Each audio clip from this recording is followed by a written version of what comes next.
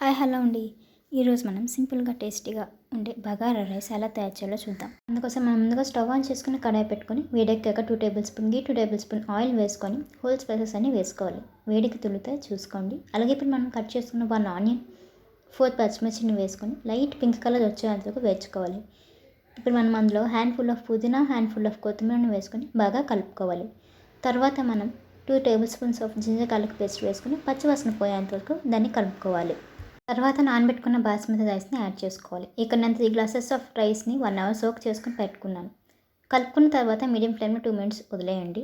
ఇక్కడ నేను 3 glasses of రైస్కి 5 గ్లాసెస్ ఆఫ్ వాటర్ యాడ్ చేసుకుంటున్నాను. అలాగే రుచికి సరిపడిన ఉప్పు వేసుకొని కలుపుకుంటున్నాను. ఉప్పు సరిపోకపోతే ఇప్పుడే యాడ్ చేసుకోండి. రైస్ చాలా స్లోగా కలుపుకుని లేదా విరిగిపోతాయి. మనకు మిగిలిపోయిన పుదీనా కొత్తిమీరని కూడా యాడ్ చేసుకుని మీడియం ఫ్లేమ్లో హాఫ్ మూతలో పెట్టేసి వదిలేయండి. ఎందుకంటే హైలో ఉంది పొంగిపోతుంది కాబట్టి. తర్వాత రైస్ని మనం చెక్ చేసుకుంటే ఎలా ఉంటుంది. ఫ్లేమ్లో ఒక 10 to 12 మినిట్స్ వదిలేసిన తర్వాత తీసి చూస్తే ఎంతో పొడి పొడిగా ఉండే వేడి వేడి బగారా రైస్ రెడీ అయిపోయింది. మీరు కూడా ఈ బగారా రైస్ ఇంట్లో ట్రై చేస్తుందని కోరుకుంటున్నాను. ఇంకెవరైతే కొత్తగా నా ఛానల్ చూస్తున్నారో సబ్స్క్రైబ్ చేసుకోండి. సబ్స్క్రైబ్ చేసుకున్న వాళ్ళైతే ఈ వీడియోని షేర్ చేయండి. మీ లవ్ అండ్ సపోర్ట్ ఇలాగే ఉంటుందని కోరుకుంటూ థ్యాంక్స్ ఫర్ వాచింగ్.